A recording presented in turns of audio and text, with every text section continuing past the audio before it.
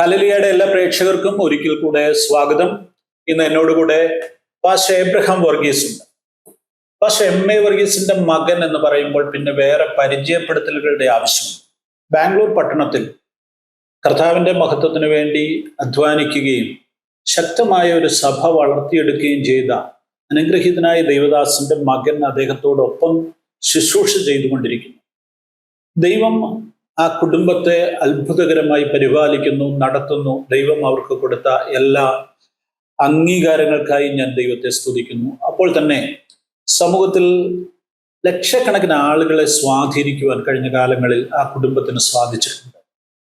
Pastor MA. വർഗീസിനോട് ചേർന്ന് നിന്ന് അദ്ദേഹത്തിന്റെ സഭയുടെ സീനിയർ പാസ്റ്റേഴ്സിൽ ഒരാളായി പ്രവർത്തിക്കുന്ന മകൻ പാസ്റ്റർ എബ്രഹാം വർഗീസ് ഇന്ന് നമ്മളോട് സംസാരിക്കുകയാണ്. അദ്ദേഹത്തിന്റെ വ്യക്തിപരമായ ജീവിതവും ദൈവം അദ്ദേഹത്തെ നടത്തിയ വിധങ്ങളും ദൈവത്തിന്റെ പരിപാലനവും അദ്ദേഹത്തിന് നമ്മളോട് പറയുവാനുള്ള കാര്യങ്ങളും ഒക്കെ കേൾക്കുവാനുള്ള ഒരു അവസരമാണ്. പാസ്റ്റർ, സന്തോഷം. Thank you so much for the warm introduction. Thank you, Pastor. ഒരു പാസ്റ്റർ മകനായിട്ട് ജനിച്ചു വളർന്നു. ഞാനൊരു പാസ്റ്റർ മകൻ. അപ്പം ഒരു പാസ്റ്റർമാരുടെ മക്കൾ അവരുടെ പാതയിൽ വരിക എന്ന് പറയുന്ന ഒരു പിതാവിനെ സംബന്ധിച്ചിടത്തോളം ഒരു വലിയ അനുഗ്രഹം. എന്നാൽ മക്കളെ സംബന്ധിച്ചിടത്തോളം അതൊരു വലിയ ബുദ്ധിമുട്ടുള്ള കാര്യമാണ്. അപ്പന്റെ കാൽച്ചുവടുകളെ പിൻപറ്റുക എന്ന് പറയുന്നത്. പക്ഷെ അത് സാധ്യമായിരിക്കുന്നു. നിങ്ങൾ രണ്ടുപേരും ആ നിലയിൽ പിതാവിനോട് ചേർന്ന് നിൽക്കുന്നു, പിതാവിന്റെ പാതയിൽ പോകും. എങ്ങനെ അതിലേക്ക് പൂർണ്ണമായിട്ട് എത്തിപ്പെടാൻ പറ്റി? എത്രത്തോളം ബുദ്ധിമുട്ടുള്ളതായിരുന്നത്, അല്ലെങ്കിൽ എത്രത്തോളം ഈസി ആയിരുന്നു? എങ്ങനെ അത് ജീവിതത്തിൽ അത് മറ്റുള്ളവരോടൊന്ന് പറയുകയാണെങ്കിൽ എങ്ങനെ പറയാം? എൻ്റെ ചെറിയ പ്രായം മുതൽ എൻ്റെ ഡാഡി എയർഫോഴ്സിൽ ആയിരുന്നെങ്കിലും സുവിശേഷീകരണത്തിലും സഭയുടെ പ്ലാന്റിങ്ങിലും സഭാ ശുശ്രൂഷയിൽ ഒരു അളവിൽ വരെ വന്നത് 1983. അതുവരെ ഒരു ഫുൾ ടൈം പാസ്റ്റർ അല്ലായിരുന്നെങ്കിലും മിനിസ്ട്രിയിലായിരുന്നു. പക്ഷേ 83-84 മുതൽ ബഥൽ അസംബ്ലി ഓഫ് ഗോഡ് ചർച്ചിന്റെ പാസ്റ്ററായി വന്നു കഴിഞ്ഞപ്പോൾ മുതൽ ഒരു പാസ്റ്ററുടെ മകൻ എന്ന സ്ഥാനത്ത് നിൽക്കുമ്പോൾ ഞങ്ങളിൽ നിന്നുള്ള ആൾക്കാരുടെ എക്സ്പെക്ടേഷൻ, പ്രതീക്ഷകൾ ഭയങ്കര ഒത്തിരി കണ്ണുകൾ നമ്മളെ നോക്കുന്നത് അല്ലേ? നല്ലത് ചെയ്താൽ 100 മടങ്ങ് അതിന് അപ്രീസിയേഷൻ ലഭിക്കാൻ സാധ്യതയുണ്ടെങ്കിലും ചെറിയൊരു തെറ്റ് ചെയ്താൽ 100 മടങ്ങ് അതിന് പാടിപ്പോയാൽ സോ ഒരു വശത്ത് പോസിറ്റിവിറ്റി ഉണ്ടെങ്കിലും അത്ര അനുഭവങ്ങൾ ഉണ്ടായിട്ടുണ്ടോ? ഇഷ്ടം പോലെ. അത് ഓരോന്നോരോന്ന് ഞാൻ പറയാൻ ആഗ്രഹിക്കുന്നത്, ചിലതൊക്കെ പറയാൻ ആഗ്രഹിക്കുക.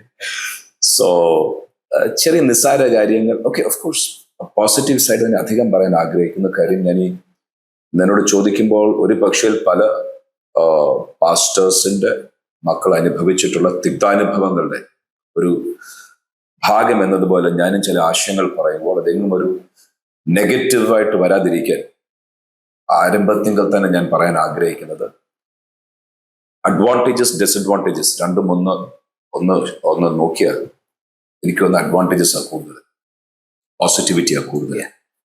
മറുവശം ആ ചെറിയ പ്രായത്തിൽ പലപ്പോഴും അതിനേക്കാൾ അധികം തിക്താനുഭവങ്ങൾ നമ്മളെ മുറിപ്പെടുത്തും. സോ പ്രതീക്ഷകൾ ഭയങ്കരമാണ്.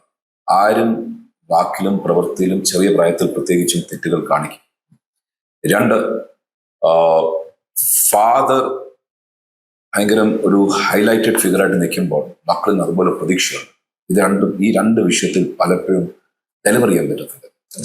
കാര്യം പിള്ളേരുടെ കൂടെ കളിക്കുമ്പോഴായിരിക്കും, ഇല്ലെങ്കിൽ നമ്മളുടെ സാഹചര്യങ്ങളിൽ മുറിവുകളിലോ എവിടെയെങ്കിലും ഒരു വാക്ക് വന്നു കഴിഞ്ഞാൽ പെട്ടെന്ന് ആൾക്കാർ അതിനെ അങ്ങ് into 100 ആ മാഗ്നിഫൈങ് ഗ്ലാസ്, ആ ലെൻസിന്റെ മുൻപിൽ വെച്ച് നമ്മളെ ശോധന ചെയ്തിട്ട് ബ്രാൻഡ് ചെയ്തളെ. 2, ആർക്കും ആ ചെറിയ പ്രായത്തിൽ ഫാദറിന്റെ ആ പ്രവൃത്തികൾ പോലെ ഡെലിവർ ചെയ്യാൻ സാധിക്കത്തില്ല. ഈ 2 അളവിലാണ് മിക്കവാറും എല്ലാ പ്രശ്നങ്ങളും ആരംഭിക്കുന്നത്. പിന്നെ നമ്മളുടെ അതിനോടുള്ള പ്രതികരണം അനുസരിച്ച് നമ്മളുടെ വഴികൾ മാറും. സോ പാസ്റ്റർ ചോദിച്ച പോലെ did I have bad experiences? Yes, many. ഞാൻ അധികം അങ്ങോട്ട് പോകാൻ maybe I'll not focus so much on the negativities. എങ്കിലും ചെറിയ നിസ്സാര വാക്കുകൾ വരുമ്പോൾ നമ്മളെ അങ്ങ് കുറ്റവാളിയായിട്ട് അങ്ങ് ബ്രാൻഡ് ചെയ്യുന്നതും, 2 ഡാഡിയും മമ്മിയും അതുപോലെ മുള്ളെ നിർത്തുന്നത് പോലെ പ്രഷറൈസ് ചെയ്യുന്നതും അൺറിയലിസ്റ്റിക് ആയിട്ടുള്ള എക്സ്പെക്ടേഷൻസ് ഇതെല്ലാം വന്നു കഴിയുമ്പോൾ ഞാനങ്ങ് തീരുമാനിച്ചു ഞാൻ മിനിസ്ട്രിയിൽ ഇല്ല എന്ന്. അങ്ങനെ എനിക്ക് 15 വയസ്സുള്ളപ്പോൾ ഞാനൊരു റീഡേഴ്സ് ഡൈജസ്റ്റ് അന്ന് വരുന്ന മാസികയ്ക്കകത്ത് ഫ്രണ്ട് കവറിൽ ഫീച്ചർ ചെയ്യുന്ന ഒരു സ്റ്റോറി ഉണ്ടായിരുന്നു. അത് 2 ആമ്പിള്ളാരുടെ ചരിത്രം, 2 സഹോദരന്മാർ ഒരുമിച്ച് ചേർന്നൊരു ഓൺടർപ്രണർഷിപ്പ് ബിസിനസ് ആരംഭിച്ചു. ഭയങ്കരമായിട്ട് സക്സസ് ആയ ഒരു സക്സസ് സ്റ്റോറി ഞാൻ വായിച്ചപ്പോൾ എന്നെ കണ്ടവനങ്ങ് ഇൻസ്പയർ ചെയ്തു. ഞാൻ തീരുമാനിച്ച് ഞാൻ മിനിസ്ട്രിയിലോട്ടില്ല, ഇതുപോലെ ബിസിനസ് ചെയ്ത് ദൈവവേല സപ്പോർട്ട് ചെയ്യുക. അങ്ങനെ എൻ്റെ 16ാമത്തെ വയസ്സ് ഞാൻ 10ാം ക്ലാസ് അങ്ങോട്ട് കഴിയുന്ന പരിവായപ്പോൾ ഞാനൊരു ബിസിനസ് സ്റ്റാർട്ട് ചെയ്തു. അങ്ങനെ ആ ചെറിയ പ്രായത്തിൽ ഞാൻ കോളേജ് 12th സ്റ്റാൻഡേർഡിലോട്ട് കയറുന്നതിന് മുമ്പ് 11th സ്റ്റാൻഡേർഡ് വെച്ച് തന്നെ ഞാൻ 11 പേർക്ക് ശമ്പളം കൊടുത്ത് ബിസിനസ് ആരംഭിച്ചു. ഇനീഷ്യലി അത് മാനുഫാക്ചറിങ് ബിസിനസ് ആണ്. ഇലക്ട്രോണിക്, ആദ്യമേ electrical transformers, step up transformer, step down transformer, ഇതൊക്കെ രാത്രി 1 മണി 2 മണി വരെ കുത്തിയിരുന്ന്. ആ ചെറിയ പ്രായത്തിൽ എങ്ങനെ അങ്ങനെ ഒരു ബിസിനസ്സിലേക്ക് എത്തിപ്പെട്ടു? എനിക്ക് അങ്ങനെയുള്ള പാർട്ട്നേഴ്സ് ഉണ്ടായിരുന്നു. സോ ഞങ്ങൾ 3 പേരായിരുന്നു പാർട്ട്ണർഷിപ്പ്. ഒരാൾ മാർക്കറ്റിംഗ്, ഒരാൾ ടെക്നോളജി, ഞാനും അതിൻ്റെ അകത്തുണ്ടായിരുന്നു. അങ്ങനെ ആ ചെറിയ പ്രായത്തിൽ 11 പേർക്ക് ശമ്പളം കൊടുത്ത് ഞാൻ കോളേജിൽ പോകുന്നത്. അങ്ങനെ ഇരിക്കുമ്പം പ്രവാചകന്മാരിൽ കൂടെ ദൈവാത്മാ പറഞ്ഞത് നിന്റെ ജോലിയല്ല, നീ ഇത് മാറിയിട്ട് സുവിശേഷ വിലയ്ക്ക് വരണം. അവരോട് മുഖത്ത് നോക്കി മറുതലിച്ചൊന്നും പറഞ്ഞില്ലെങ്കിലും ഹൃദയത്തിൽ ഞാൻ തീരുമാനിച്ചു ഒരിക്കലില്ല. കാര്യം ഇവിടെ ആവശ്യത്തിന് പണം വരുന്നുണ്ട്. ചെറിയ പ്രായത്തിൽ ആദ്യത്തെ ദിവസങ്ങൾ മുതൽ എനിക്ക് നിനക്ക് ദൈവവിളി ഉള്ളപ്പോൾ നീ കയറി ലെഫ്റ്റ് ചെയ്യൂ, അല്ലാതെ ഒരു സമ്മർദ്ദവുമില്ല. പക്ഷെ ഓൺ ദ അതർ ഹാൻഡ് ഞാൻ പുൾപിറ്റ് മിനിസ്ട്രിയും പ്രീച്ചിങ് ടീച്ചിങ് ഇല്ലെങ്കിലും ജെനുവിനായിട്ട് ഞാൻ മിനിസ്ട്രിയിലായിരുന്നു. അതായത് ആൾക്കാരെ സെർവ് ചെയ്യാൻ. Where did I start? ചർച്ചിന്റെ ഹാൾ ക്ലീൻ ചെയ്യാൻ, പാവിരിക്കാൻ, അതിൻ്റെ അകത്ത് വൃത്തിയാക്കാൻ. 2ാം പേരാണ് ഞാൻ സമ്മതിക്കത്തില്ല. ആരാധന ആരംഭിക്കുന്നതിന് മുൻപ് I would ensure that the entire church clean ആക്കും. അതിൻ്റെ സറൗണ്ടിങ്സ്, അതിൻ്റെ ബാത്റൂം നമ്മൾ ക്ലീൻ ചെയ്യുവാൻ. അവിടെ മുതൽ ആരും കാണാത്ത മെയിൻ്റനൻസ് മുതൽ 2 ആൾക്കാരെ ശുശ്രൂഷിക്കുന്നു. ഇന്നലെ രാത്രി ഞാൻ മെസ്സേജിൽ പറഞ്ഞ പോലെ മേ ബി 1 മണി 2 മണിക്കായിരിക്കും ആൾക്കാർക്ക് ആശുപത്രിയിൽ പോകണം, ആൾക്കാർക്ക്. So I was fully involve to serve the people, ആൾക്കാരെ ശുശ്രൂഷിക്കാൻ. സോ ശുശ്രൂഷ ഇല്ല എന്ന് പറയുന്നത് may be a bit farfetched. പക്ഷേ ഞാൻ പുൾപിറ്റ് മിനിസ്ട്രിയോ ചർച്ചിന്റെ അഡ്മിനിസ്ട്രേഷൻ്റെ അകത്ത് ഇൻവോൾവ് ആയിരുന്നെങ്കിലും പാസ്റ്ററൽ മിനിസ്ട്രിയുടെ പുൾപിറ്റ് സൈഡിലോട്ട് വരാൻ താല്പര്യമില്ലായിരുന്നു. ഓക്കെ. സോ ആൾക്കാരെ ഹെൽപ്പ് ചെയ്യാൻ, ആൾക്കാരെ സെർവ് ചെയ്യാൻ, ആൾക്കാരെ എങ്ങനെയെങ്കിലും ശുശ്രൂഷിക്കാൻ സാധിക്കുമെങ്കിൽ ഞാൻ 84 തൊട്ട് അതിൻ്റെ അകത്ത് ഫുള്ളി മുഴുവനായി ഇൻവോൾവ് ആയിരുന്നു. അഡ്മിനിസ്ട്രേഷൻ്റെ അകത്ത് ഇൻവോൾവ് ആയിരുന്നു. പക്ഷേ എന്ന് ഡാഡിയുടെ മിനിസ്ട്രി അവിടെ നിന്ന് മാറുന്നു, ഞാൻ എൻ്റെ ഓൺടർപ്രണർഷിപ്പായിട്ട് മാറാൻ ആഗ്രഹിച്ചു. അങ്ങനെ ആ ലൈനിലോട്ട് മാറി. ഈ ഡാഡി പിന്നെ ഒരു ഉദ്യോഗസ്ഥനായിരുന്നു, അല്ലെങ്കിൽ ജോലി ഉണ്ടായിരുന്നു, ശമ്പളം ഉണ്ടായിരുന്നു. അപ്പൊ നിങ്ങൾക്ക് അങ്ങനെയുള്ള ബാല്യത്തിൽ സാമ്പത്തിക ബുദ്ധിമുട്ടുകളോ കാര്യങ്ങളോ അതൊന്നും പറഞ്ഞിട്ടില്ല? ആഹാരത്തിനോ വസ്ത്രത്തിനോ താമസ സൗകര്യങ്ങൾക്കോ ബുദ്ധിമുട്ടൊന്നും ഇല്ലായിരുന്നെങ്കിലും എൻ്റെ കൂടെ പഠിച്ചവർക്ക് 30,000 രൂപ കൊടുത്ത് ബാച്ചിലേഴ്സ് ഇൻ ബിസിനസ് അഡ്മിനിസ്ട്രേഷൻ പോയപ്പോൾ എനിക്കൊരു താല്പര്യം ഉണ്ടായിരുന്നു. പക്ഷേ ഡാഡി പറഞ്ഞു, നമ്മൾ ഒറ്റ പൈസ നമ്മൾ അങ്ങനെ ഒന്നിനും ചിലവാക്കത്തില്ല, നമ്മൾ പണം മുഴുവൻ സുവിശേഷ വിലയ്ക്കുള്ളത്. അതുകൊണ്ട് എനിക്കത് അങ്ങനെയുള്ള പല കാര്യങ്ങൾ. പിന്നെ ഈ പഠനത്തിൽ എങ്ങനെയായിരുന്നു? നല്ല ബ്രില്യൻ്റ് ആയിരുന്നു? I think I was fairly good. നന്നായിട്ട് തന്നെ പഠനം പോയി. I was a science student. പക്ഷേ ബിസിനസ്സിനകത്തോട്ട് അധികം ശ്രദ്ധയായി കഴിഞ്ഞപ്പോഴത്തേക്ക് PUC ഞാൻ തോറ്റു. ഫിസിക്സ് ആൻഡ് മാത്സ് രണ്ടിലും ഞാൻ തോറ്റു. ഒരു ലോങ് ടേം അത് ഐ ഫീൽ അത് ദൈവത്തിന്റെ എന്നെ ദൈവ വഴിയിലോട്ട്, ഐ മീൻ മിനിസ്ട്രിയിലോട്ട് കൊണ്ടുവരാനുള്ള ഒരു ദൈവം. I was not much bothered. കാര്യം ആദ്യമേ ഫെയിൽ ആയി കഴിഞ്ഞപ്പോൾ ഇറ്റ് വാസ് റിയലി ഷോക്ക്. കാര്യം എൻ്റെ ലൈഫിലെങ്ങും ഞാൻ വാസ് ഏർലി സ്റ്റാർട്ടർ. എനിക്ക് 16ാമത്തെ വയസ്സായപ്പോൾ 10th സ്റ്റാൻഡേർഡ് കഴിഞ്ഞത്. സോ ആദ്യമായിട്ട് ലൈഫിൽ I was like, oh my goodness, I can't take it. എന്ത് ചെയ്യണം എന്നറിയാൻ തുടങ്ങിയതായി. പിന്നെ 5 വർഷം എടുത്ത് പാസ്സാകാൻ, അപ്പോഴത്തേക്ക് ഇതെല്ലാം നോർമൽ. എനിവേസ് ഞാൻ സയൻസ് സ്റ്റുഡന്റ് ആയിരുന്നെങ്കിലും പിന്നെ ഞാൻ ആർട്സ് എടുത്തത്. സോഷ്യോളജി, ജേർണലിസം, പൊളിറ്റിക്കൽ സയൻസ് അവിടെ നിന്ന് എടുത്തു. പിന്നെ മെക്മാസ്റ്റർ യൂണിവേഴ്സിറ്റി കാനഡയിൽ നിന്ന് മീഡിയയുടെ ഒരു കോഴ്സ് കാനഡയിൽ പോയി അത് ചെയ്തു. പിന്നെ കമ്പ്യൂട്ടേഴ്സിന്റെ advance diploma in systems management, പിന്നെ ഫിലോസഫി, എഡ്യൂക്കേഷൻ, പബ്ലിക് അഡ്മിനിസ്ട്രേഷൻ, മറ്റൊരു ഡിഗ്രി, പിന്നെ മാസ്റ്റേഴ്സ് 1-2. ഇങ്ങനെ ദൈവം സഹായിച്ചു. വിദ്യാഭ്യാസത്തിൽ 5 വർഷം നഷ്ടപ്പെട്ടെങ്കിലും അത് മടക്കി തരാൻ ദൈവം സഹായിച്ചു. ഓക്കെ. ഒരു മിനിസ്ട്രി ഇൻവോൾവ്മെന്റ് ഉണ്ടാകുന്ന ഏത് കാലഘട്ടത്തിലാണ്? ഇപ്പം നേരത്തെ സഭയിൽ ശുശ്രൂഷിച്ചു കൊടുത്തു എന്നൊക്കെ പറയുമ്പോൾ ഒരു പുൾപിറ്റ് മിനിസ്ട്രിയിലേക്ക്. സോ 99 ആയപ്പോഴത്തേക്ക്, എന്റെ വിവാഹം 99-ലായിരുന്നു. അതിന് ജസ്റ്റ് മുൻപ് 98 ആയപ്പോഴത്തേക്ക് ഞാൻ സൗത്ത് കൊറിയയിലും സിംഗപ്പൂരിലും ഒക്കെ ട്രാവൽ ചെയ്യാൻ യാത്ര ചെയ്യാൻ ദൈവം അവസരം ഒരുക്കി. അവിടെ വെച്ച് ഡോക്ടർ ചോയുടെ ചർച്ചയിൽ പോകാനും പെട്ടെന്ന് സഭയുടെ ഒരു 30-40 ചെറിയൊരു സൈറ്റിന്റെ അകത്ത് കാണിക്കുന്ന ഏതോ ഒരു ചെറിയൊരു പരിപാടിയല്ല, church can really be powerful. അത് നാഷണൽ ഡെമോഗ്രഫിയെ, നാഷണൽ ഇക്കണോമിയെ, നാഷണൽ ലെവലിൽ സ്വാധീനിക്കാൻ സാധ്യതയുള്ള സഭയുടെ ശക്തി പല സ്ഥലങ്ങളിൽ നിന്ന് കണ്ടു കഴിഞ്ഞപ്പോൾ ഓക്കെ, മേ ബി ലിമിറ്റഡ് തിങ്കിങ്ങിൽ നിന്ന് കുറച്ചും കൂടെ ദൈവവേലയ്ക്കകത്ത് ദൈവ പദ്ധതി പ്രകാരം വന്നു കഴിഞ്ഞാൽ ദൈവത്തിന്റെ പദ്ധതികൾ ചെറുതായിട്ട് ഒതുക്കാൻ മാത്രമുള്ളതല്ല, ദൈവത്തിന്റെ പദ്ധതികൾ വലുതാകാൻ സാധ്യതയുള്ളതാണ് എന്ന് കണ്ടു കഴിഞ്ഞപ്പോൾ ഞാൻ കുറച്ചും കൂടെ പുൾപിറ്റ് മിനിസ്ട്രിയിൽ എന്ന് പറയുന്നതിനേക്കാൾ ചർച്ചിന്റെ ആക്ടിവിറ്റീസിൽ വരാൻ ഉള്ള ധാരണ, താല്പര്യം എൻ്റെ അകത്ത് കുറച്ചും കൂടെ. അങ്ങനെ 99-ൽ വിവാഹത്തിന് മുൻപ് തന്നെ ഞാൻ അസംബ്ലീസ് ഓഫ് ഗോഡിന്റെ ആദ്യത്തെ പടി ഓർഡിനേഷൻ എടുത്തു. പിന്നെ 2000 ആയപ്പോഴത്തേക്ക് ഞാൻ ഓർഡൈൻ മിനിസ്റ്ററായി. അപ്പോഴത്തേക്ക് ഞാൻ ബിസിനസ് നിർത്തിയിട്ട് ഫുൾ ടൈം മിനിസ്ട്രിയിൽ വന്നെങ്കിൽ കംപ്ലീറ്റ് നിർത്തി ഇല്ല, അത് നിർത്തിയില്ല. പിന്നെ 2001 അമേരിക്കയിൽ പോയി ബിസിനസ്സിന് വേണ്ടി തന്നെ. അവിടെ ചെന്നപ്പോൾ ഞാൻ ശ്രീലങ്കൻ ഗവൺമെന്റുമായിട്ടുള്ളൊരു ബിസിനസിന്റെ ഡിസ്കഷൻ, നെഗോസിയേഷൻസിന് വേണ്ടിയാണ് പോയത്. അവിടെ വെച്ച് എനിക്ക് ചില കോണ്ടാക്ട്സ് ഉണ്ടായിരുന്നു.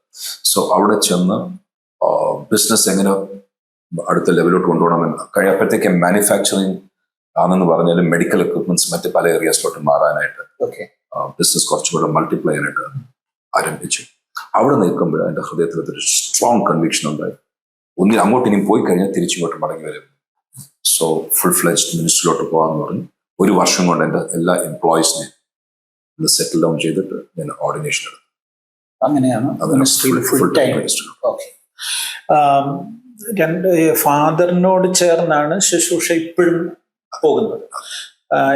ഫാദറിനെ ഒന്ന് വിലയിരുത്തുക, ഡാഡി ഒന്ന് വിലയിരുത്തിയല്ല, ഒന്ന് അങ്ങനെ ആരും ചോദിച്ചിട്ടില്ലായിരിക്കും, എന്നാലും ഒന്ന് വിലയിരുത്താവോ? ഷുവർ. ഒത്തിരി പോസിറ്റീവ് സൈഡ്സ് എനിക്ക് പറയാനുള്ളത്. ഒന്ന്, മാൻ ഓഫ് പാഷൻ. ഇന്ന് 79 വയസ്സുണ്ടെങ്കിലും ഇന്ന് ചർച്ചിൽ 40 ദിവസത്തെ ഫാസ്റ്റിംഗ് നടന്നുകൊണ്ടിരിക്കുക. 40 ദിവസത്തെ ഫാസ്റ്റിംഗ്, ചർച്ചിന്റെ 40 ദിവസത്തെ ഫാസ്റ്റിംഗ് കഴിയുമ്പോൾ ഡാഡി ഓൾറെഡി 80 days ഫാസ്റ്റിംഗ് കഴിഞ്ഞിരിക്കും. നോട്ട് ഫുൾ ടൈം, നോൺ വെജോ ഇല്ലെങ്കിൽ 3 meal a day കഴിക്കാതെ, ചിലപ്പോൾ 1 meal a day, ചിലപ്പോൾ 2 meals. പക്ഷേ അതുകൊണ്ട് സർവൈവ് ചെയ്യാൻ ബുദ്ധിമുട്ടാണ്.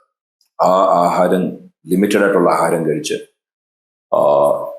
79-ാമത്തെ വയസ്സിൽ അത്രയും ആഹാരം കൊണ്ട് ഒരാൾക്ക് എല്ലാ ദിവസവും ശുശ്രൂഷിക്കാൻ സാധിക്കത്തില്ല. പക്ഷെ എല്ലാ ദിവസവും രാവിലെയും വൈകിട്ടും സ്റ്റേജിൽ കയറി ശുശ്രൂഷിക്കാനും ഒറ്റ സെഷൻ പോലും മിസ് ചെയ്യാതെ, അകത്ത് കിടന്നുറങ്ങാതെ വന്നിരുന്ന് ദൈവജനത്തിന് ആവശ്യമുള്ള നേതൃത്വവും ആവശ്യമുള്ള കമ്മിറ്റ്മെന്റ് കാണിക്കുന്ന പാഷനേറ്റ് ആയിട്ടുള്ള ഒരാൾ.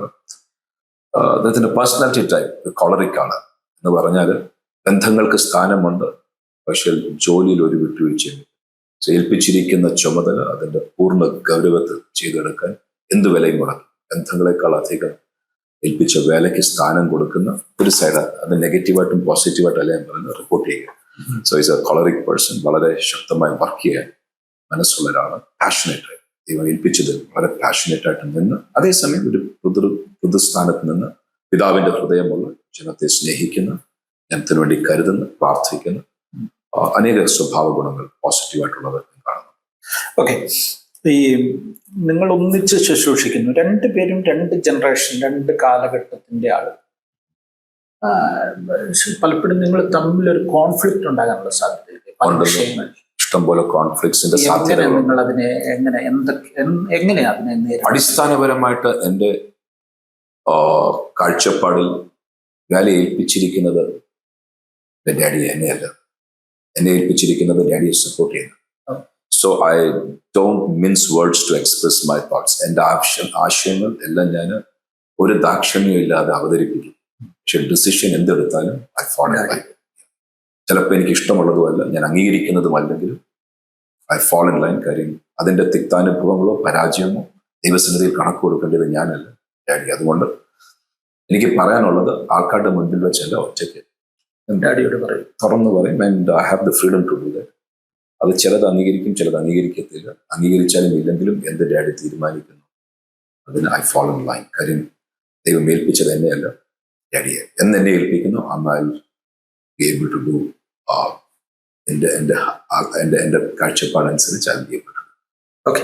സഹോദരൻ വേറൊരു ലെവലില് പോവുകയാണ്. സഹോദരന്റെ മേലെ ഡാഡിക്ക് അങ്ങനെ കൺട്രോൾ ഒന്നും ഇല്ലല്ലേ? Control is a wrong word. We never try to control each other. We have given sufficient space. ഡാഡിയുടെ മെസ്സേജ് ഡാഡി വളരെ സ്ട്രോങ് ആയിട്ട് പറയുന്നുണ്ട്. അവൻ്റെ കൺവിക്ഷൻസ്, അവൻ്റെ കോളിംഗ് അനുസരിച്ച് പാസ്റ്റർ ജോൺസൺ വളരെ പാഷനേറ്റ് ആയിട്ട് പാസ്റ്റർ ജോൺസൺ നിൽക്കുന്നുണ്ട്. പാസ്റ്റർ ജോൺസന്റെ ഒരു ഇവാഞ്ചലിസ്റ്റിക് മിനിസ്ട്രി എന്നുള്ള അടിസ്ഥാനത്തിൽ പാസ്റ്റർ ജോൺസൺ നിൽക്കുമ്പോൾ അധികം ആൾക്കാരെ സുവിശേഷത്തിലേക്ക് കൊണ്ടുവരാൻ, അധികം കൾച്ചേഴ്സിലുള്ളവരെ, അധികം ബാക്ക്ഗ്രൗണ്ട്സിലുള്ളവരെ കൊണ്ടുവരാനായിട്ട് പാസ്റ്റർ ജോൺസന്റെ മേൽ ഏൽപ്പിച്ചിരിക്കുന്ന ഒരു പദപ്പ്, ഒരു മാന്റിൽ ഉള്ളപ്പോൾ സീനിയർ പാസ്റ്റർ പിതാവിനെ ദൈവം ഏൽപ്പിച്ചിരിക്കുന്നത് ആൾക്കാരെ ക്രിസ്തു എന്ന തലയോളം വളരാൻ, അതിനാവശ്യമുള്ള വിശുദ്ധിയുടെയും വേർപാടിന്റെയും.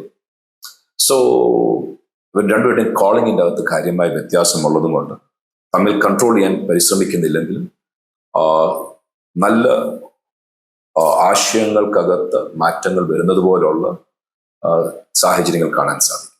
പക്ഷേ it's never put a conflict in the family. ഈ പിതാവിനെ കുറിച്ച് പറഞ്ഞു. പിതാവിനേക്കാൾ കൂടുതൽ സമയം നിങ്ങൾ മാതാവുമായിട്ട് ഒന്നിച്ചായിരുന്നു അല്ലേ?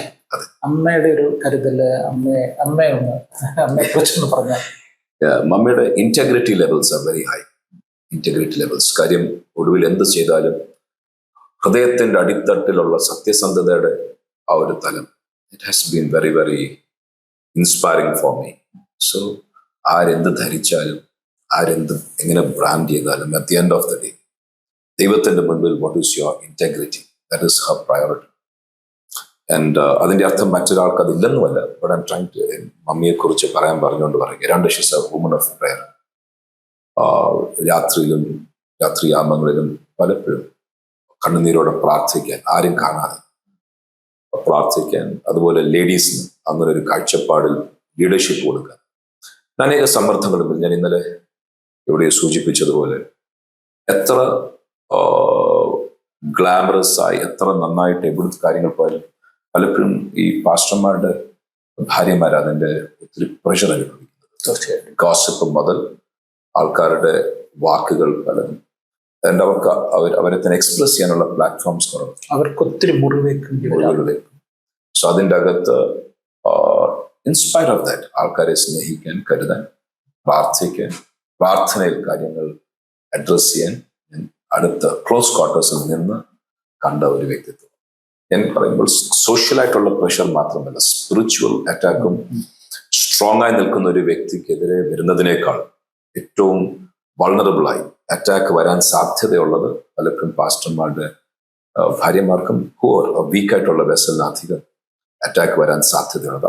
ആ ലെവലിൽ എൻ്റെ മമ്മി ഒത്തിരി രോഗങ്ങൾ, കാര്യമായിട്ടുള്ള പ്രയാസങ്ങളിൽ കൂടെ പോയി, ശരീരത്തിൽ അതിൻ്റെ കാര്യമായിട്ടുള്ള ഭാരങ്ങൾ അനുഭവിച്ചു, ഹൃദയത്തിൽ അതിൻ്റെ മുറിവുകൾ വന്നു. എങ്കിലും എങ്ങും കയ്പോ വിദ്വേഷമോ ഇല്ലാതെ പ്രാർത്ഥനയിൽ അതിനെ നേരിടാൻ വന്ന ഒരു വ്യക്തിയായിട്ട് എൻ്റെ മദറിനെ ക്ലോസ് ക്വാർട്ടേഴ്സിൽ അടുത്ത് ഞാൻ കണ്ടു. I'm very thankful to. ഡാഡിക്കെതിരെ ഒക്കെ ഒത്തിരി വിമർശനങ്ങൾ, ഒത്തിരി ആളുകൾ ഒത്തിരി നെഗറ്റീവ് കാര്യങ്ങളൊക്കെ പ്രചരിപ്പിക്കുകയും പറയുകയും ഒക്കെ ചെയ്യും. അത് കേൾക്കുമ്പോൾ ഒരു വിഷമവും മനസ്സിനൊരു വേദനയൊക്കെ തോന്നാറ്. ഓഫ് കോഴ്സ് ഉണ്ട്. ഒരു വശത്ത്, മറുവശത്ത് I look at his challenges from his perspective. ഡാഡിയുടെ കാഴ്ചപ്പാടിൽ നിന്ന് ഡാഡിയുടെ വെല്ലുവിളികളെ ഞാൻ വീക്ഷിക്കുമ്പോൾ പണ്ട് ഒരു ക്രിസ്ത്യൻ അല്ല, അതുകൊണ്ട് ഞാൻ പേര് പറയാൻ ആഗ്രഹിക്കുന്നില്ല, പക്ഷെ ഒരു പബ്ലിക് ഫിഗർ പറഞ്ഞൊരു വാക്ക്,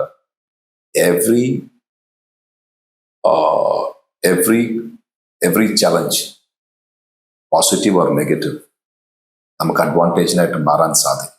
ആൻഡ് ആ ഒരു കാഴ്ചപ്പാടിലാണ് ഡാഡി നിൽക്കുന്നത്. ഡാഡിക്ക് ഗുണം ചെയ്താലും ആൾക്കാർ അതിനെ തെറ്റായി വിമർശിക്കുമ്പോൾ അത് ഒടുവിൽ നന്മയ്ക്കായി കൂടി വ്യാപരിക്കും എന്ന വചനത്തിന്റെ വെളിച്ചത്തിൽ കോൺട്രവേഴ്സീസ് വന്ന് ഒന്നുപോലും അതിന്റെ സമ്മർദ്ദങ്ങളും അതിന്റെ തിക്താനുഭവങ്ങളും ഉണ്ടായിട്ടുണ്ടെങ്കിലും ഒടുവിൽ നോക്കുമ്പോൾ അതൊക്കെയും ആത്യന്തികമായി എല്ലാം നന്മയ്ക്കായി കൂടി വ്യാപരിക്കുന്ന ഒരു തലം കണ്ടിട്ടുണ്ട് പലപ്പോഴും, മോസ്റ്റ് ഓഫ് ദ ടൈംസ്. അല്ലാത്തതും ഉണ്ട്, പക്ഷേ പലപ്പോഴും നമ്മളുടെ ഏതെങ്കിലും ഒരു തെറ്റായിട്ടുള്ള ചിന്താഗതിയിൽ ധാരണയിലാണെങ്കിൽ അത് പലപ്പോഴും നന്മയേക്കാൾ അധികം ദോഷം ചെയ്യാൻ സാധ്യതയുള്ളതാണെങ്കിലും മിക്കവാറും എപ്പോഴും ദൈവം സകലതും നന്മയ്ക്കായിട്ട് തന്നെ എപ്പോഴും നന്മയ്ക്കായിട്ട് തന്നെ കൂടി വ്യാപരിച്ചു.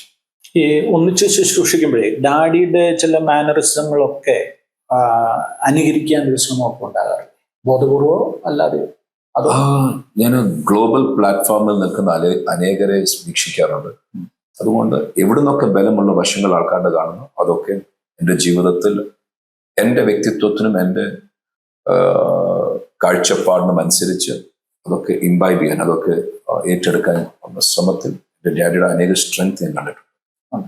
ഡാഡിയുടെ ജീവിതത്തിൽ നിന്ന് അഡോപ്റ്റ് ചെയ്ത ഏറ്റവും നല്ല ക്വാളിറ്റി, സ്വന്തം ലൈഫിലേക്ക് കൊണ്ടുവന്നിട്ടുള്ള ഏറ്റവും പ്രധാനപ്പെട്ട, ഏറ്റവും എടുത്തു പറയാൻ പറ്റുന്ന ക്വാളിറ്റി? ഡാഡിയുടെ ലൈഫിൽ നിന്ന് എൻ്റെ ജീവിതത്തിലേക്ക് ഞാൻ പകർത്താൻ ആഗ്രഹിച്ചതിൽ ഏറ്റവും പ്രധാനപ്പെട്ട 1-2 ക്വാളിറ്റീസ് എടുത്താൽ, ഒന്ന്, അഭിഷേകത്തെയും അഭിഷക്തരെയും മാനിക്കുക. ഐ തിങ്ക് ദൈവവചനത്തിന്റെ വെളിച്ചത്തിൽ തന്നെ ഭൂമിയിലുള്ള വിശുദ്ധന്മാർ ഏറ്റവും ശ്രേഷ്ഠന്മാരായി അവരെ എണ്ണാനും അവരെ കൊടുക്കേണ്ട മാന്യത, അവർക്ക് കൊടുക്കേണ്ട സ്ഥാനം, നമ്മൾ അവരെ അംഗീകരിച്ചാലും ഇല്ലെങ്കിലും അവരെ ഒരുപക്ഷെ നമ്മളുടെ അത്രയും അവർക്ക് പല രീതികളിൽ പല കാര്യങ്ങളുണ്ടോ ഇല്ലയോ എന്ന് നോക്കിയാൽ പോലും അവർക്ക് കൊടുക്കേണ്ട ബഹുമാനം, അവരെ നമ്മളെക്കാൾ ശ്രേഷ്ഠരെന്നെണ്ണി സ്മോൾ ലിറ്റിൽ തിങ്സ് അവർക്ക് കൊടുക്കേണ്ട ബഹുമാനം കൊടുത്ത് അവരെ മാനിക്കുന്നത് I've seen it in him. ഡാഡിയിൽ ഞാനത് കണ്ടു. So that is one thing definitely. 2, അഭിഷേകത്തിന്റെ മുൻപിൽ ദൈവത്തിൽ നിന്നൊരു വാക്ക് വന്നാൽ നമ്മുടെ സകലതും മാറ്റിവെച്ചിട്ട് 100% ദൈവത്തിൽ നിന്ന് വന്ന വാക്കിന് മുൻസ്ഥാനം കൊടുക്കും. ഈ രണ്ട് കാര്യങ്ങൾ I think predominant number 1 on the chart. Okay. ഈ വിദ്യാഭ്യാസത്തെ കുറിച്ചൊക്കെ പറഞ്ഞു. ഒത്തിരി പഠന രംഗത്ത്, വിദ്യാഭ്യാസ രംഗത്ത് ഒത്തിരി നേട്ടങ്ങളുണ്ട്. എപ്പോഴെങ്കിലും തിയോളജിക്കൽ സ്റ്റഡീസ് നടത്തുന്നുണ്ട്? ഞാൻ മാസ്റ്റേഴ്സ് ഇൻ തിയോളജിക്കൽ സ്റ്റഡീസ് ചെയ്തിട്ടുണ്ട്. അതൊരു ഡിസ്റ്റൻസ് എഡ്യൂക്കേഷൻ ആയിരുന്നു, പോയിട്ടല്ല. അമേരിക്കയിലുള്ള ഒരു യൂണിവേഴ്സിറ്റിയിൽ നിന്ന് distance education masters in theological studies എടുത്തിട്ടുണ്ട്. ഈ ബേസിക് തിയോളജിക്കൽ പ്രോബ്ലംസ് നമുക്ക് ശുശ്രൂഷയ്ക്കിടയിൽ അങ്ങനെ എന്തെങ്കിലും ഉണ്ടാകുമോ? അങ്ങനെ ഒരു ക്ലാരിഫിക്കേഷൻ നടത്തേണ്ട കാര്യങ്ങളൊക്കെ, അതായത് നമ്മൾ ഒരു അടിസ്ഥാനപരമായിട്ടൊരു ബൈബിൾ സ്കൂളിലൊന്നും പോയി പഠിച്ചിട്ടില്ലാത്തത് കൊണ്ടുള്ള എന്തെങ്കിലും ഒരു ബുദ്ധിമുട്ടായിട്ട് തോന്നിയിട്ടുണ്ടോ? ബൈബിൾ സ്കൂൾസിൽ ഞാൻ പോയിട്ടില്ല പഠിക്കാനായിട്ട്. പക്ഷേ ഏതൊരു ബൈബിൾ സ്കൂളിൽ പഠിപ്പിക്കുന്ന തിയോളജിയുടെയും പുസ്തകങ്ങൾ വായിക്കാൻ കിട്ടുകയും അനേക തിയോളജിക്കലി സൗണ്ട്, എൻ്റെ ചെറിയ പ്രായം മുതൽ, may be even before I could comprehend language, ഭാഷ മനസ്സിലാകുന്നതിന് മുൻപേ മുതൽ, എൻ്റെ ചെറിയ പ്രായം മുതൽ ശക്തന്മാരായ ദേവദാസന്മാർ, പേരെടുക്കാൻ ആഗ്രഹിക്കുന്നില്ല, പക്ഷേ മലയാളികളുടെ കൂട്ടത്തിൽ ഇനീഷ്യലി ചെറിയ പ്രായം മുതൽ അവരുടെ ഡീപ് തിയോളജി, അവരുടെ ആത്മീയാനുഭവങ്ങൾ എല്ലാം കേട്ട് ചെറിയ പ്രായം മുതൽ, ഞാൻ പറഞ്ഞല്ലോ ഭാഷ മനസ്സിലാകുന്നതിന് മുൻപേ മുതൽ ഞാൻ പ്രസംഗത്തിൽ ജനിച്ചു വളർന്നതാണ്. അതേസമയം കുറച്ചും കൂടെ പ്രായമായി കഴിഞ്ഞപ്പോൾ ഗ്ലോബലി ഭാഷയുടെ ഒരു പരിമിതി കുറവായതുകൊണ്ട് ഗ്ലോബലിയുള്ള തിയോളജിയൻസ്, ഗ്ലോബലിയുള്ള പല പ്രയോജനപ്പെടുന്ന ദൈവദാസന്മാരുടെ അനേക പ്രസംഗങ്ങളും അവരുടെ പുസ്തകങ്ങളും വായിക്കാൻ ഇടയായതുകൊണ്ട് തിയോളജിക്കലി എനിക്ക് വന്നതൊരു പെർസ്പെക്റ്റീവ്. എങ്ങും തിയോളജിക്കൽ, ഞങ്ങളുടെ ചർച്ചിൽ deliberately keep people who are deeply theologically qualified. അതായത് we give them special status. ഞങ്ങളുടെ സഭയ്ക്കകത്ത് തിയോളജിക്കൽ കോളേജസിൽ ഡോക്ടറേറ്റ് ലെവലിലുള്ളവർക്ക് സ്പെഷ്യൽ അറ്റൻഷനും സ്ഥാനവും കൊടുത്ത് ഞങ്ങൾ അവിടെ ഇരുത്താറുണ്ട്. കാര്യം എവിടെയെങ്കിലും തിയോളജിക്കലി അലൈൻഡ് ആകാത്ത വിഷയങ്ങളുണ്ടെങ്കിൽ ഇമ്മീഡിയറ്റ്ലി അതിനെക്കുറിച്ച് കറക്റ്റ് ചെയ്യാനായിട്ടുള്ള സ്പേസ് അവിടെയുണ്ട്. So to answer your question, അങ്ങനെയുള്ള ചലഞ്ചസ് ഉണ്ടായിട്ടുണ്ട്. പക്ഷേ ഞാൻ അതിനെക്കുറിച്ച് നോക്കണം. Can I take some practical examples? Okay, thank you. See, ഒരു ചോദ്യം വന്നത്, നിങ്ങൾ ന്യൂ ജനറേഷൻ ചർച്ചാണോ ട്രഡീഷണൽ ചർച്ചാണോ? പക്ഷേ ഞാനതിനെക്കുറിച്ച് വീക്ഷിക്കുമ്പോൾ ന്യൂ ജനറേഷൻ ചർച്ച എന്നാൽ എന്താണെന്ന് ഈ പറയുന്ന പലർക്കും അറിയത്തില്ല. ന്യൂ ജനറേഷൻ ചർച്ച് എന്ന് പറഞ്ഞാൽ പലരുടെയും വിചാരം ആഭരണം ഇടാൻ അനുവദിക്കുന്നതും ഒരു അഡ്മിനിസ്ട്രേഷൻ ഇല്ലാത്ത കുത്തഴിഞ്ഞ പുസ്തകം പോലെ നടക്കുന്ന എല്ലാം ന്യൂ ജനറേഷൻ ചർച്ചാണ്. It is not what new generation churches. New generation church എന്നുള്ളത് ഡോക്ടർ പീറ്റർ സി വാഗ്നർ എൻ്റെ പുസ്തകത്തിൽ എഴുതിയ 10 പ്രധാനപ്പെട്ട ക്വാളിറ്റീസ് ഉള്ളത് ന്യൂ ജനറേഷൻ ചർച്ച്. സോ അതിൻ്റെ അകത്ത് ഒന്നാമത്തെ കാര്യം, ഗ്ലോബലി പരിശുദ്ധാത്മാവ് ചെയ്തെടുക്കുന്ന മൂവ്മെന്റ്. എനിക്ക് ആകെപ്പാടെ ബാംഗ്ലൂരിലുള്ള ഒരു ബെത്തലേജി ചർച്ച് മാത്രമേ അറിയത്തുള്ളെങ്കിൽ, pardon me for this expression, പക്ഷെ അതിനേക്കാൾ നല്ല മറ്റൊരു എക്സ്പ്രഷൻ ഇപ്പം എൻ്റെ മനസ്സിൽ വരാത്തത് കൊണ്ട് ക്ഷമിക്കണം. ഇതിനേക്കാൾ നല്ലൊരു എക്സ്പ്രഷൻ ഉണ്ടെങ്കിൽ I prefer to do that. പക്ഷേ കിണറ്റി കിടക്കുന്ന തവള എന്നൊക്കെ പറഞ്ഞു കേൾക്കുന്ന പോലെ ഇത് മാത്രമേ ഞാൻ കണ്ടിട്ടുള്ളൂ. സോ ഇത് മാത്രമേ സത്യമുള്ളൂ എന്ന് വിചാരിക്കാതെ ഗ്ലോബലി ഒരു ലോകത്തിന്റെ ഒരു അറ്റം മുതൽ മറ്റേ അറ്റം വരെ പരിശുദ്ധാത്മാവ് ചെയ്തത് എന്താണ്? കാര്യം പരിശുദ്ധാത്മാവിന്റെ മൂവ് എപ്പോഴും ഗ്ലോബൽ, ലോക്കൽ ആണെന്ന് പറഞ്ഞാലും global.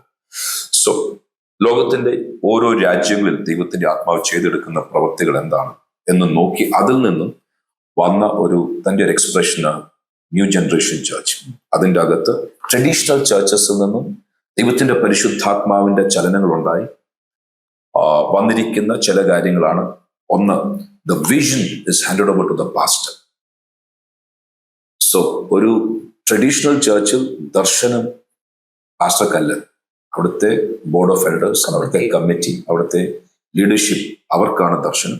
At least so to say, pastor അവരുടെ സ്റ്റാഫിനെ പോലെ നിന്ന്, വിത്ത് ഡ്യൂ റെസ്പെക്ട്, ഞാൻ തെറ്റായിട്ടല്ലത് പറയുന്നത്, അവരുടെ സ്റ്റാഫിനെ പോലെ നിന്ന് അവർക്ക് ഇഷ്ടമുള്ളത് ചെയ്തിട്ട് സമയം കഴിയുമ്പോൾ അടുത്തടുത്തോട്ട് പോകാം. അതെ, എന്നിട്ട് അവിടെ ചെല്ലുമ്പോൾ അവിടുത്തെ കാഴ്ചപ്പാടനുസരിച്ച്. പക്ഷെ ഗ്ലോബലി കാണുന്നത് ദൈവം ഉപയോഗിക്കുന്ന സഭകളിൽ പാസ്റ്ററെ ദർശനം ഏൽപ്പിക്കും. ആൻഡ് അവിടുത്തെ എക്സിക്യൂട്ടീവ് കമ്മിറ്റി ആയിരിക്കും, അവിടുത്തെ ബോർഡ് ഓഫ് എൽഡേഴ്സ് ആയിരിക്കും, അവിടുത്തെ സ്റ്റാഫ് ആയിരിക്കും, എല്ലാവരും പാസ്റ്ററുടെ ദർശനത്തെ സപ്പോർട്ട് ചെയ്യാനായിട്ട് വരുന്നത്. അങ്ങനെ ദർശനം ഒരാളെ ഏൽപ്പിക്കുന്നത് സഭ വളരുന്നതിനെ കുറിച്ച് doctor Peter C Wagner globally ഒരു ട്രെൻഡ് കണ്ടു. 2000 ആണ്ട് കഴിഞ്ഞപ്പോഴത്തേക്ക് ഉണ്ടായ ട്രെൻഡ്.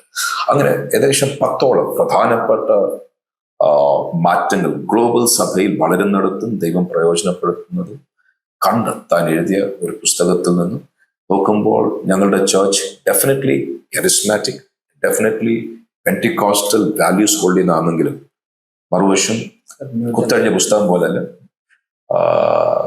പക്ഷേ ദൈവത്തിന്റെ ഹോളി സ്പിരിറ്റിന്റെ ആഗോള വ്യാപകമായിട്ടുള്ള ചലനത്തിൽ ഞങ്ങളും അവിടെ നിൽക്കാൻ ആഗ്രഹിക്കുന്നെങ്കിലും മൂല്യങ്ങളും ദൈവവചനത്തിന്റെ അടിസ്ഥാനവും വിട്ടേച്ചു പോകാതെ ബാലൻസിൽ പോകാൻ ആഗ്രഹിക്കുന്നു.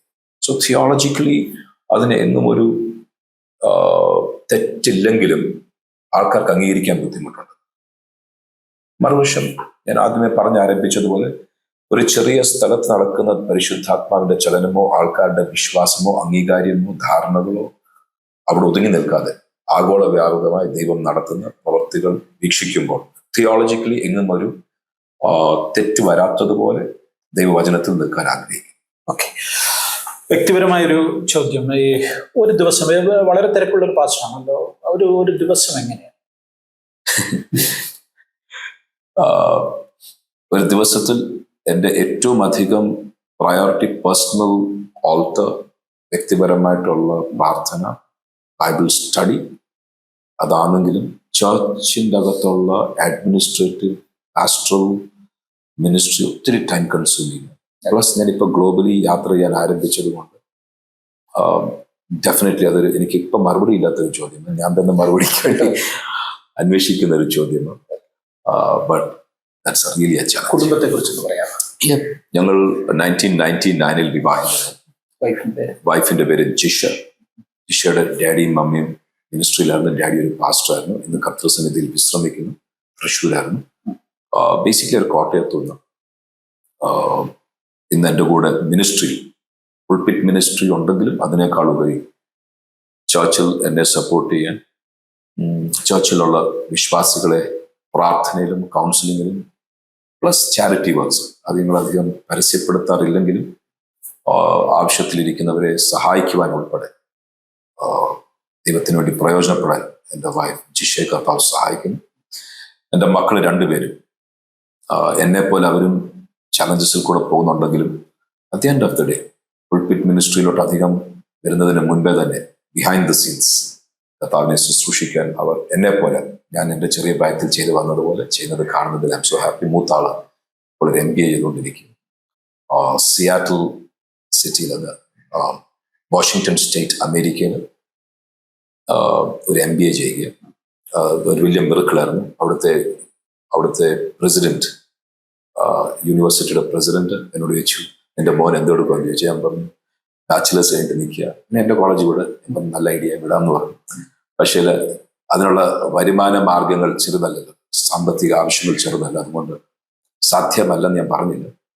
രണ്ടാമത്തെ പ്രാവശ്യം ചോദിച്ചപ്പോൾ ഞാൻ പറഞ്ഞു എനിക്ക് വിരോധമൊന്നുമില്ലെന്ന് പറഞ്ഞു. വേറെ ഒന്നും പറഞ്ഞില്ല. അദ്ദേഹം എന്നോട് പറഞ്ഞു 100% അതിൻ്റെ ചിലവ് എൻ്റേതായിരിക്കും എന്ന് പറഞ്ഞ് അവൻ്റെ ഫുൾ സ്കോളർഷിപ്പ് 100% സ്കോളർഷിപ്പ് എടുത്ത് എയർ ടിക്കറ്റ് മാത്രം ഞാൻ നോക്കേണ്ടി വന്നു. സോ അത് ദൈവമായിട്ട് ഒരുക്കിയ ഒരു വഴിയായിരുന്നു. സിയാറ്റിലാണ് മാസ്റ്റേഴ്സ് ഇൻ ബിസിനസ് അഡ്മിനിസ്ട്രേഷൻ ലീഡർഷിപ്പിലും അപ്ലൈഡ് ആർട്ടിഫിഷ്യൽ ഇന്റലിജൻസിലും ആ യൂണിവേഴ്സിറ്റിയിൽ നിന്ന് ചെയ്യാനായിട്ട് അവരെ വിളിച്ചിരിക്കുന്നു. രണ്ടാമത്തെ ആൾ ബാച്ചിലേഴ്സ് ഇൻ ബിസിനസ് അഡ്മിനിസ്ട്രേഷൻ കഴിഞ്ഞു ചർച്ചിന്റെ കാര്യങ്ങൾ ഇടപെടുന്നു. ആഫ്റ്റർ എ സ്മോൾ ബ്രേക്ക് അവനും ഒരു ഹയർ എഡ്യൂക്കേഷൻ ദൈവം കൊടുക്കുന്നെങ്കിൽ അത് ഞങ്ങൾ ആഗ്രഹിക്കും. ഓക്കെ. ഈ ജനിച്ചതും വളർന്നതും ഒക്കെ, ജനിച്ചതും മേ ബി കേരളത്തിലായിരിക്കും അല്ലേ?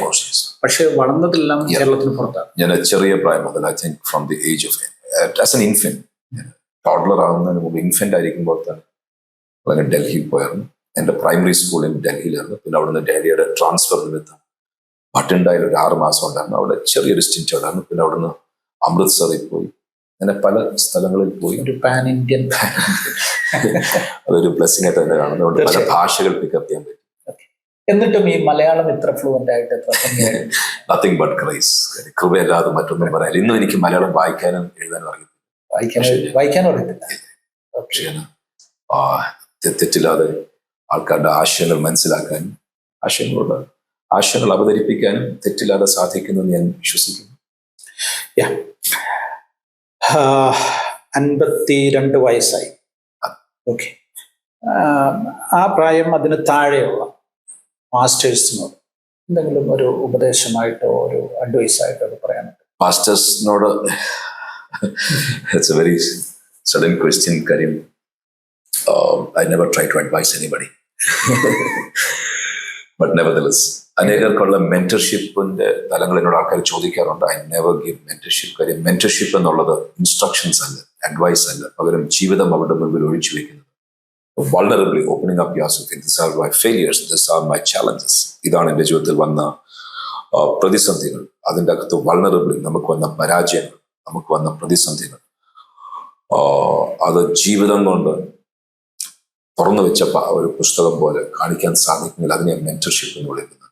അല്ല നീ അത് ചെയ്യണം ഇത് ചെയ്യണം എന്ന്. So I never try to give instructions. Nevertheless I respect your question. എൻ്റെ ഒന്നാമത്തെ ഇത് നമ്മളുടെ ജീവിതത്തിന്റെ integrity. Message is very important, anointing is very important. പക്ഷെ നമ്മളുടെ ജീവിതത്തിന്റെ ഇന്റഗ്രിറ്റി സൂക്ഷിക്കാനായിട്ട് ദൈവസന്നിധിയിൽ റൈസ് ദ ബാർസ് ഹൈ. വിവാഹത്തിൽ, നമ്മളുടെ സാമ്പത്തികത്തിൽ, നമ്മളുടെ ബന്ധങ്ങളിൽ അടിസ്ഥാനപരമായ കാര്യം. ഒരിക്കൽ വേല വർദ്ധിച്ച് അസാധാരണമായി ആർക്കും നിഷേധിക്കാനോ ചോദ്യം ചെയ്യുവാനോ കഴിയാത്ത അളവിൽ ശുശ്രൂഷകൾ വർദ്ധിച്ചു കഴിയുമ്പോൾ ചെറിയ ക്രാക്ക് മതി അടിസ്ഥാനത്തിൽ. ബിൽഡിംഗ് മൊത്തം ഇടിഞ്ഞു വീഴും. സോ അടിസ്ഥാനം ചുവനേരെ പണിയാനുള്ള സമയം ചുവനേരെ പണിയുക. വാക്കിലും പ്രവൃത്തിയിലും മറ്റൊരു വ്യക്തിക്ക് വിരൽ ചൂണ്ടുവാൻ അവസരം കൊടുക്കാത്ത പോലെ ക്യാരക്ടർ, ബന്ധങ്ങൾ, സാമ്പത്തികം സൂക്ഷിച്ചാൽ ദൈവം വലിയൊരു പണിക്ക് വേണ്ടി. പലരും ജീവിതത്തിൽ റിയലി അവരുടെ, ഞാൻ ഇതിനെക്കുറിച്ച് കേട്ടിട്ടുള്ളത്, ഇതിന്റെ പുറകിൽ എവിടുന്ന സ്റ്റാറ്റിസ്റ്റിക്സ് എന്ന് എനിക്ക് ഇതുവരെ അറിയത്തില്ല. ഹാർവേർഡ് യൂണിവേഴ്സിറ്റി എന്ന് ചിലർ പറയാറുണ്ട്, പല യൂണിവേഴ്സിറ്റീസിന്റെ റിസർച്ച് എന്ന് പറയാറുണ്ട്. But I have not seen its authentic. പക്ഷേ ഒരു കാര്യം ഞാൻ കേട്ടിട്ടുള്ളത്, ദ ഫസ്റ്റ് അല്ലെങ്കിൽ the best years of a person's life are from the age of 60 to 70. ഏറ്റവും പ്രൊഡക്റ്റീവായി, ഏറ്റവും, I think that's very true. കാര്യം ജീവിതത്തിന്റെ അനുഭവങ്ങളിൽ കൂടെ കാര്യങ്ങൾ പഠിച്ച് അഭ്യസിച്ച് ഒരുമാതിരി ദൈവം ഉപയോഗിക്കാൻ കഴിവാകുന്നവർ ക്രിസ്തീയ ഗോളത്തിൽ, ഇല്ലെങ്കിൽ പൊളിറ്റിക്സിൽ, ഇല്ലെങ്കിൽ ഓൺടർപ്രണർഷിപ്പിൽ, എവിടെയെങ്കിലും ഒരുമാതിരി അനുഭവ ശ്രേഷ്ഠതയൊക്കെ ഉണ്ട് എന്ന് വിചാരിച്ച് ഒരുമാതിരി ഫൗണ്ടേഷൻ ഉറച്ചു വരുമ്പോഴത്തേക്ക് 60 വയസ്സാവും.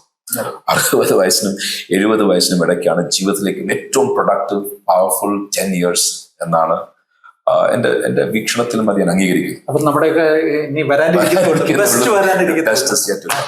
The second most powerful important season in a person's life, they say, is from 70 to 80. ഇന്ന് എൻ്റെ ഡാഡി ചെയ്യുന്നത് ഇറ്റ്സ് വെരി പ്രഷ്യസ് 80 years വരെ ഉള്ളത്. And the third most important season in A person's life is from 50 to 60. പക്ഷെ പ്രശ്നം നമ്മുടെ ആഹാരത്തിൽ, നമ്മുടെ വിശ്രമത്തിൽ, നമ്മുടെ ജീവിതശൈലിയിൽ ഒക്കെ ഒരു 50 ആകുമ്പോഴത്തേക്ക് നമ്മുടെ ആരോഗ്യവും എല്ലാം പോകുന്നത് പോലെ 60 ആകുമ്പോൾ ഡെഫിനറ്റ്ലി ഉള്ള അനുഭവ ശ്രേഷ്ഠതയൊന്നും ഇല്ലെങ്കിൽ പഠിച്ചതോ നമ്മളുടെ ജീവിതത്തിൽ നന്മയ്ക്കായി വരാൻ സാധ്യതയുള്ളത് പ്രയോജനപ്പെടുത്താൻ കഴിയാത്തതുപോലെ, ഡയബറ്റീസ് ഇല്ലെങ്കിൽ ബ്ലഡ് പ്രഷർ ഇല്ലെങ്കിൽ പല കാര്യങ്ങൾ വന്ന് ജീവിതത്തിൽ യൂസ് ചെയ്യാൻ പറ്റുന്ന പൊട്ടൻഷ്യൽ വേസ്റ്റ് ആയി പോകുന്നത് പോലെ വരാൻ. മലയാളികളുടെ ഒത്തിരി വിദേശത്തൊക്കെ പോയി ജോലി ചെയ്ത് അധ്വാനിച്ച് പണം കണ്ടെത്തി ഗൾഫില്, അമേരിക്കയില് ഒക്കെ പോയി ഒത്തിരി സമ്പാദിച്ച ഒത്തിരി ആളുകളെ എനിക്ക് പരിചയമുണ്ട്. അവരുടെയൊക്കെ ജീവിതത്തിന്റെ ആ ഒരു ഈ പറഞ്ഞ നല്ല പ്രായത്തിലേക്ക് എത്തിയപ്പോഴേക്ക് അവർക്കൊരു ചുവട് മുന്നോട്ട് വെക്കാൻ പറ്റാതെ ഫിസിക്കലി ആണെങ്കിലും മെന്റലി ആണെങ്കിലും എല്ലാം അവരെ ഏൺ ചെയ്തതൊന്നും ഉപയോഗിക്കാൻ പറ്റാതെ എന്ത് ചെയ്യാൻ, അത് മരുന്നിനും മറ്റു പലതിനും മാറിപ്പോകും. സോ പാസ്റ്ററിനോട് ചോദിച്ചത് 50 വയസ്സിന് താഴെയുള്ള പാസ്റ്റേഴ്സിനോട് എന്താ പറയേണ്ടത്? ഓഫ് കോഴ്സ് നമ്മുടെ മെസ്സേജ് കണ്ട് നമ്മളുടെ ആരോഗ്യം, ബന്ധങ്ങളെല്ലാം ഒരു 60 വയസ്സ് 50 വയസ്സാകുമ്പോഴത്തേക്ക് look at politics. There are exceptions, I don't deny.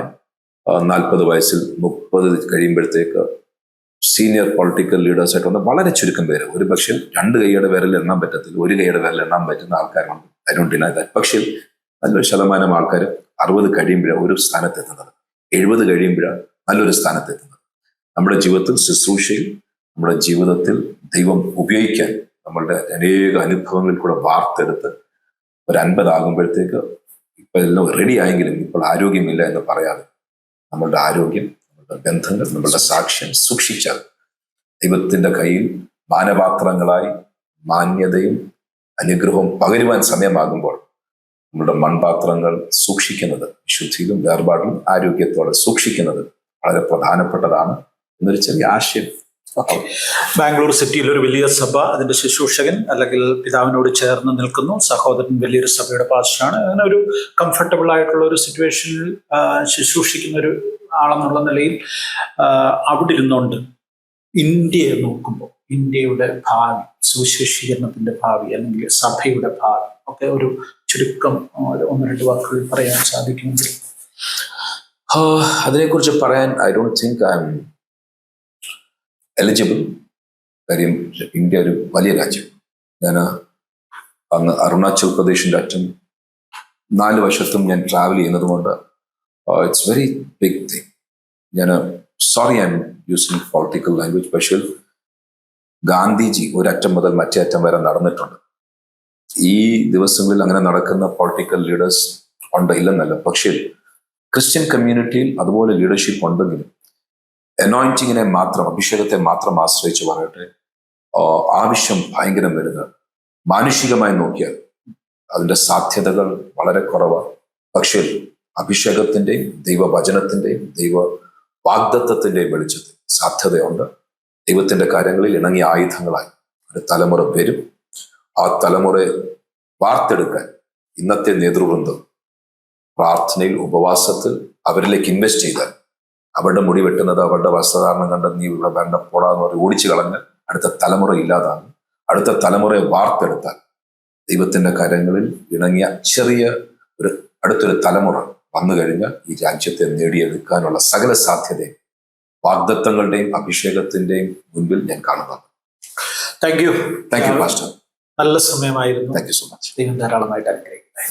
Pastor Abraham Varghese നമുക്ക് തന്നിരിക്കുന്ന അദ്ദേഹത്തിന്റെ ജീവിതവുമായി ബന്ധപ്പെട്ട്, ശുശ്രൂഷയുമായി ബന്ധപ്പെട്ട്, അദ്ദേഹത്തെ ദൈവം നടത്തിയ വിധങ്ങൾ ഒക്കെയുമായി ബന്ധപ്പെട്ട് വളരെ ചെറിയ ഒരു അഭിമുഖമായിരുന്നു. എങ്കിലും അദ്ദേഹത്തിന്റെ ആത്മാർത്ഥതയുള്ള വാക്കുകൾ നിങ്ങൾ ഓർക്കുക, അദ്ദേഹത്തിന്റെ ശുശ്രൂഷയും അദ്ദേഹത്തിന്റെ പിതാവിനെയും കുടുംബത്തെയും ഒക്കെ ഓർത്ത് പ്രാർത്ഥിക്കുക. ദൈവം ധാരാളമായി അനുഗ്രഹിക്കുക.